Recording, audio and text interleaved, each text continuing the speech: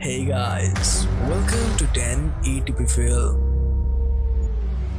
दोस्तों, कहानी की शुरुआत 12वीं शताब्दी से होती है, जब इंग्लैंड के एक नाइट को एक लाल मनी के साथ दफन कर दिया गया था।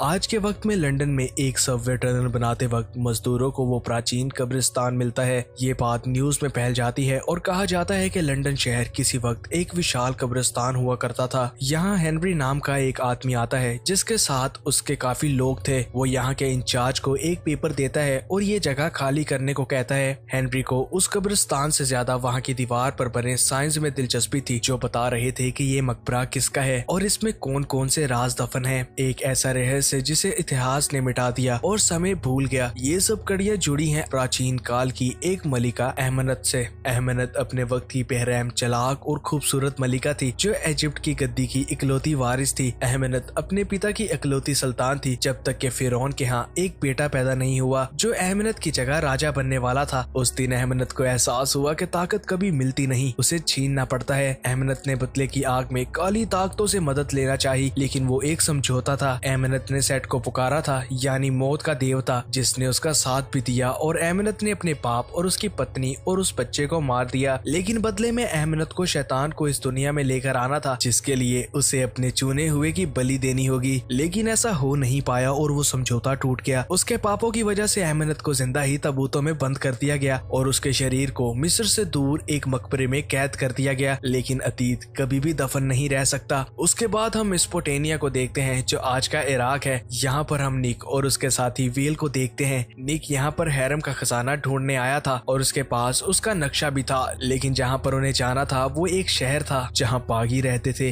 वेल और निक यूएस आर्मी में काम करते थे, लेकिन निक ऐसी ही एंटीक चीजों को इराक से चुरा कर काले बाजार में बेचता है। वेल निक से वापस चलने को कहता है, लेकिन निक खजाने को लिए बिना यहाँ से नहीं जाने वाला था, इसलिए ये दोनों उस शहर में पहुंच जाते हैं। लेकिन इन पर बागी हमला कर देते हैं। ये लोग खुद को बचाने की कोशिश करते हैं, लेकिन ये दोनों उनकी फौज का मुकाबला नहीं कर पाते। निक बार बार सोचने की कोशिश कर रहा था, लेकिन उनको बचने का कोई रास्ता नहीं मिलता, इसलिए वेल उस जगह एयर स्ट्राइक की कॉल दे देता है। कुछ देर बाद अमेरिकन एयरक्राफ्ट वहां पर एयर स्ट्राइक कर देता है, जिस वजह से बागी वहां से भाग जाते हैं और तभी एयर स्ट्राइक वाली जगह धंसने लगती है। निक ने अहमनत की कब्र को ढूंढ लिया था, लेकिन वो इस बारे में नहीं जानता था। ये रहस्य इतिहास से मिटा दिया गया था। कुछ देर बाद वहां पर उनकी डेल्टा यूनिट भी आ जाती है। निक और वेल अपने सीरियन ग्रीनवे को एक छोटी ब्रीफिंग देते हैं, लेकिन ग्रीनवे निक की सारी हरकतें जानता था और वो उन दोनों पर काफी गुस्सा था। इनकी बातों में वहां पर जैनी भी आती है, जो आते ही निक को थप्पड़ मार देती है, क्योंकि निक ने उसके साथ प्यार का नाटक करके उसका वो मैप चुरा लिया था और जैनी को लगने लगा था कि निक उसके साथ सीरियस है। लेकिन निक के दिल में किसी के लिए कोई इमोशंस नहीं, वो तो बस अपने मतलब के लिए जैनी के साथ था। जैनी को देखते ही पता चल जाता है कि ये एक इजिप्शियन मकबरा है, इसलिए वो फौरन अंदर जाकर तहकीकात करना चाहती थी। ग्रीनवे उनको 2 घंटे का वक्त देता है और जैनी को अपने साथ निक और वेल को ले जाने को कहता है। नीचे उतरते ही ये लोग एक मकबरे के बाहरी चेंबर में पहुंच जाते हैं, जहां सिर्फ मूर्तियां थी। जैनी ये सब रिकॉर्ड करने लगती है, लेकिन निक और वेल को अपने मतलब की कोई चीज नहीं मिल रही थी, क्योंकि वो तो यहाँ खजाने की तलाश में आए थे। इनके ऊपर मरकरी गिरने लगता है, जो छत से टपक कर जमीन में मौजूद सुराखों की मदद से मकबरे के अंदर जा रहा था। जैनी बताती है कि प्राचीन मिस्र के लोगों का मानना था कि मरकरी से काली ताकतों को कमजोर किया जा सकता है। जैनी भी मरकरी का पीछा करते करते मकबरे के अंदर चले जाती है। निक और वेल को उनके मतलब की चीजें नजर आती हैं, लेकिन जैनी वहां के राजों से पर्दा उठाने की कोशिश कर रही थी। वो रिकॉर्डिंग में बताती है कि ये सारा पारा एक तालाब में जा रहा है और इस तालाब के बाहर 5 गार्ड्स हैं,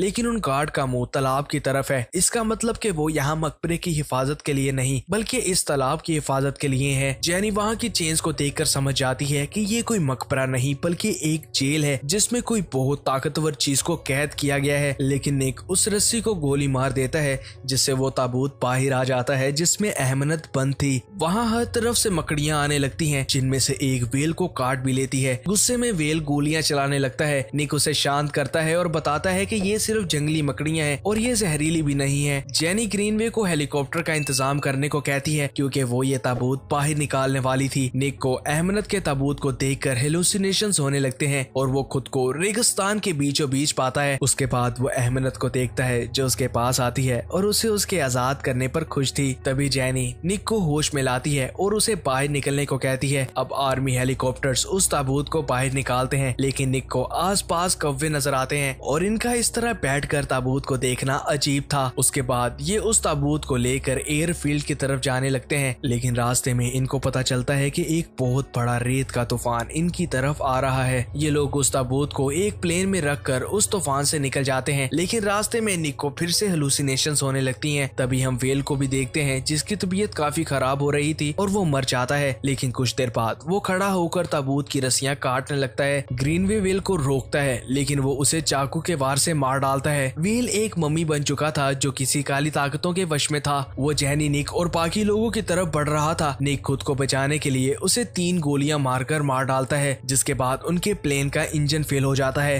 पायलट्स इमरजेंसी लैंडिंग के लिए लंदन की सरकार से परमिशन मांगते हैं, लेकिन उसी बीच उनकी तरफ आसमान में बहुत सारे पंछी एक झुंड बनाकर आ रहे थे, जिस वजह से उनका प्लेन टूट जाता है और वो लोग क्रैश होने वाले थे। वहाँ पर एक ही पैराशूट था जो निक जैनी को दे देता है, लेकिन खुद उस प्लेन के साथ क्रैश हो जाता है। उसके बाद हम जैनी को देखते हैं जहां लंदन पुलिस का एक ऑफिसर उसे डेड बॉडीज की पहचान करने को कहता है। उसी बीच हम मॉर्गेज रूम में निक को देखते हैं जो अभी जिंदा था। निक अपने पीछे फिर से वेल की आत्मा को देखता है। निक वेल से पूछता है कि ये सब क्या हो रहा है, जिस पर वेल कहता है कि तुम्हें सब पता है कि यहाँ पर क्या हो रहा है। निक उससे पूछता है कि क्या मैं मर चुका हूँ, लेकिन वेल उसे कहता है कि तुम मरे नहीं हो, लेकिन तुम ये जरूर चाहोगे कि काश ऐसा हो। तभी वहाँ पर जैनी और बाकी लोग आ जाते हैं और वेल गायब हो जाता है। दूसरी तरफ 2 पुलिस ऑफिसर्स प्लेन क्रैश की जगह पर छानबीन के लिए जाते हैं। यहाँ पर एक ऑफिसर को अपने पीछे किसी के होने का एहसास होता है, इसलिए वो पीछे चला जाता है। यहाँ पर हम देखते हैं कि अहमद अपने ताबूत में नहीं है और वहाँ से मरकरी भी गायब हो चुका है। तभी उस ऑफिसर को ताबूत के अंदरूनी हिस्से पर 2 कौवे नजर आते हैं और उसे उस ताबूत के नीचे अहमद की मम्मी नजर आती है। ऑफिसर अपने साथी को बुलाता है, लेकिन अहमद उस पर हमला कर देती है। दूसरा ऑफिसर अपने साथी को उठाता है, लेकिन उसकी लाश एक मम्मी बन चुकी थी। तभी अहमद उस पर भी हमला करके उसकी रूह पी लेती है, जिससे वो एक मम्मी बन जाता है। अब अहमद के शरीर में कुछ जान आने लगी थी और वो उन ऑफिसर्स को उठा लेती है जो अब उसके गुलाम बन चुके थे। यहाँ निक एक बार में जैनी के साथ बैठा था और जैनी उसे कहती है कि यहाँ जो कुछ भी हुआ है उसका कारण वो मम्मी है, क्योंकि तूफान का आना, फिर वेल का अजीब बर्ताव करना और पंछियों का प्लेन पर अटैक करके क्रैश कर देना, ये सब कोई इत्तेफाक नहीं। और ऊपर से निक का एक प्लेन क्रैश में जिंदा बच जाना, और वो भी बिना किसी खरोच के। लेकिन निक को वहाँ वेल नजर आ रहा था जो उसे बाथरूम में आने को कहता है। निक जैनी को छोड़कर बाथरूम में चला जाता है। जेनिफर हेनरी को कॉल करती है और उसे बताती है कि उसे अब फिक्र होने लगी है। ये सब जो कुछ भी हो रहा है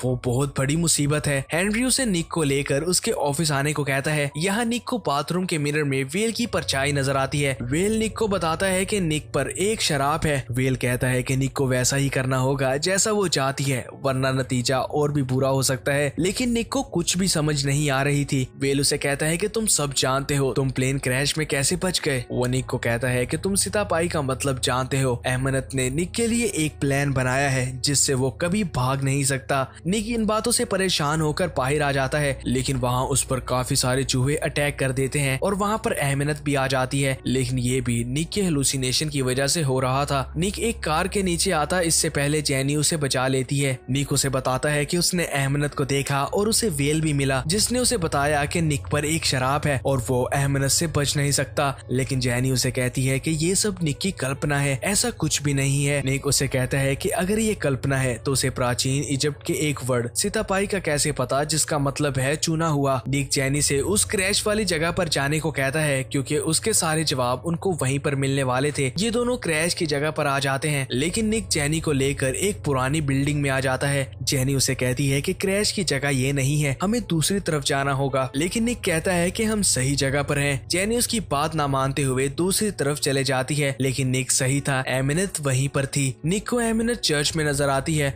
और अगले ही पल वो भी चर्च में पहुंच जाता है। निक को तो पता ही नहीं था कि वो यहाँ पर कैसे आया। तभी उसे अहमनत के गुलाम पकड़कर एक टेबल पर लिटा देते हैं और अहमनत भी निक के ऊपर आ जाती है। वो उसे सेड्यूस करते हुए कहती है कि तुम ही हो सितापाई और अब मैं तुम्हें आजाद कर दूंगी। वो एक मूर्ति के सर को तोड़कर वहाँ से एक कटाना निकालती है जो 5000 साल पहले उसे शैतान ने दी थी और वो निक के सीने पर वार करती है। लेकिन तभी चैनी आ जाती है। अहमनत चैनी पर अटैक कर देती है। निक भी उन मम्मीज को मारने लगता है और चैनी को बचाने की कोशिश करता है। अहमनत के चैनी को मारने से पहले निक उसी चाकू से उस पर वार कर देता है और वो दोनों उस चाकू को लेकर वहाँ से निकल जाते हैं। रास्ते में चैनी बताती है कि ये वही चाकू है जिससे अहमनत ने अपने बाप और उसकी फैमिली को मारा था, लेकिन इस पर से वो लाल मनी गायब है, इसलिए उसने निक को मारा नहीं। इन लोगों पर फिर से वो मम्मीज अटैक करने लगती हैं। तब चैनी निक को बताती है कि तुम सही थे, अहमनत तुम्हारे दिमाग में है, वो तुम्हें कंट्रोल कर रही है, उसी ने तुम्हें चुना है, तुमने उसे आजाद किया, फिर हम पर पंछियों ने हमला कर दिया जिस वजह से प्लेन यहाँ पर क्रैश हुआ जहाँ पर कटाना थी और उसी ने तुम्हें यहाँ पर बुलाया, ये सब उसका प्लान है। लेकिन तभी वो लोग वापस उस चर्च के पास आ जाते हैं जहाँ पर अहमनत थी, क्योंकि निक ना चाहते हुए भी उसकी तरफ जा रहा था। ये लोग फिर से जंगल में जाते हैं लेकिन उसकी गाड़ी उलट जाती है। अब की बार निक अहमनत का मुकाबला करने का फैसला करता है, लेकिन वो बहुत शक्तिशाली थी। वो एक ही वार में निक को दूर फेंक देती है। लेकिन तभी वहाँ पर कुछ लोग आ जाते हैं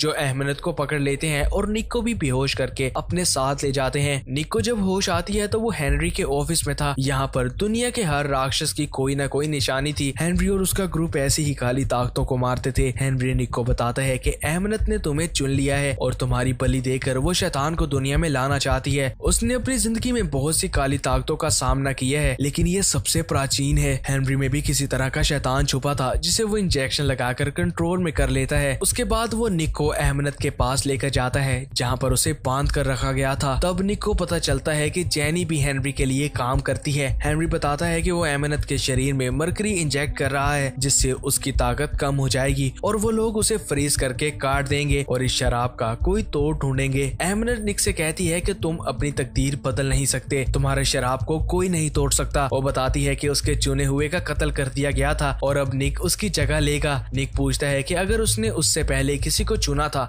तो वो उसे मारना क्यों चाहती थी, जिस पर अहमनत कहती है कि वो उसे मार नहीं रही थी, वो तो उसे अमर कर रही थी, वो तो उसे मौत का देवता बनाना चाहती थी। वो फिर से निक को अपने माया जाल में फंसाने लगती है और उसे कहती है कि वो उसे भी अमर कर देगी और हमेशा उसकी रानी बनकर उसके साथ रहेगी। लेकिन तभी उसे मरकरी से दर्द होने लगता है। निक हेनरी से ये सब रोक देने को कहता है। उसके बाद निक और जेनिफर बातें करने लगते हैं जहाँ जेनी निक से कहती है कि मैं जानती हूँ कि तुम एक अच्छे इंसान हो, तुमने मुझे प्लेन क्रैश में बचाया, तुम चाहते तो मुझे मरने के लिए भी छोड़ सकते थे। उसी बीच वहाँ पर हेनरी आता है और इनको अपने ऑफिस ले जाता है। यहाँ हेनरी के लोगों को लाल मनी मिल जाती है जो उस नाइट की कब्र में थी। ये सब अहमनत भी देख पा रही थी। जेनी अहमनत से बातें करने लगती है क्योंकि ये उसके लिए एक बहुत बड़ी खोज थी। वो जानना चाहती थी कि अहमनत मरने के बाद किस दौर से गुजरी, लेकिन अहमनत उसे कहती है कि तुम जल्दी ये सब जान जाओगी जब मैं तुम्हें मार डालूंगी। वो जेनी को बताती है कि लाल मनी मिल चुकी है, अब अहमनत को कोई भी नहीं रोक सकता। वो एक मकड़ी की मदद से खुद को आजाद करने वाली थी। वहाँ दूसरी तरफ निक को पता चल जाता है कि हेनरी उसे उस कटाना की मदद से मार देगा क्योंकि अब उनको लाल मनी मिल चुकी है। हेनरी बताता है कि इस शराब का और कोई तोड़ नहीं है, निक के मरे बिना ये टूट नहीं सकता। वो निक से इस भले काम के लिए अपनी कुर्बानी देने को कहता है। अहमनत की मकड़ी एक आदमी के कान में चले जाती है। हेनरी भी फिर से बेकाबू हो रहा था, लेकिन निक उसे वो इंजेक्शन नहीं लगाने देता,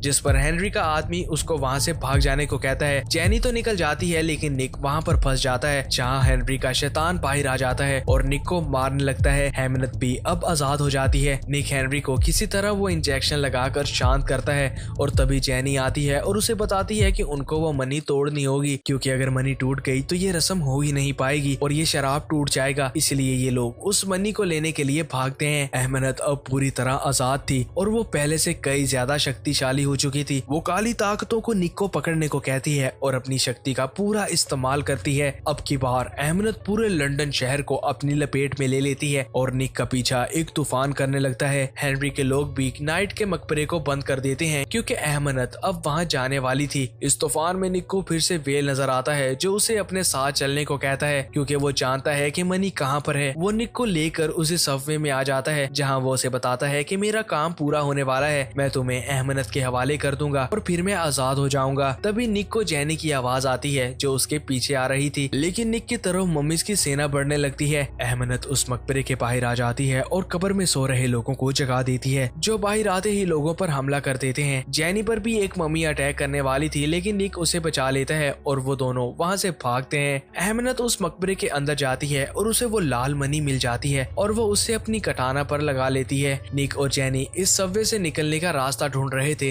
लेकिन उन पर एक मम्मी अटैक करती है और वो दोनों पानी में गिर जाते हैं। निक उस मम्मी को मारकर जैनी को बचा लेता है, लेकिन वहाँ पर जैनी के पीछे अहमनत आ जाती है, जो जैनी को पानी के अंदर ले जाती है। निक भी उसे बचाने के लिए नीचे जाता है, लेकिन वो लंदन रिवर के नीचे एक कब्रिस्तान में पहुंच जाते हैं। उसे जैनी तो नजर आती है, लेकिन उसके पीछे मम्मीज लग जाती हैं। वो उनसे बचता हुआ जैनी को लेकर पानी से बाहर आता है, लेकिन बाहर भी मम्मीज थी जो निक को पकड़ लेती हैं। अब निक के सामने जैनी की लाश थी जो पानी में डूबकर मर गई थी। तभी वहाँ पर अहमनत आती है, जो निक को फिर से अपनी बातों में फंसाने लगती है, लेकिन निक उससे लड़ने जाता है। अहमनत निक को बहुत बुरी तरह मारती है, लेकिन निक हार नहीं मानता। वो अहमनत से वो कटाना लेना चाहता था। वो फिर से हमला करता है, लेकिन इस बार अहमनत उसे पकड़ लेती है। वो उसे कहती है कि तुम मौत के देवता बन जाओगे, जिससे तुम मौत पर काबू पालोगे। लेकिन निक को तो बस अहमनत को खत्म करना था। वो उसे कहता है कि हम दोनों कभी एक नहीं हो सकते, जिस पर अहमनत उसे उठाकर पटक देती है। लेकिन इस बार निक वो कटाना ले लेता है और वो उसे जमीन पर मारता है, जिससे उस मनी में दरार आ जाती है। निक फिर से ऐसा कर पाता उससे पहले अहमनत उसे रोकती है और उसे काली शक्तियों का फायदा बताने लगती है। अब की बार निक उसे तोड़ता नहीं, बल्कि खुद अपने सीने में वो चाकू मार लेता है, जो देखकर अहमनत भी डर जाती है। उसके बाद निक एक शैतान बन जाता है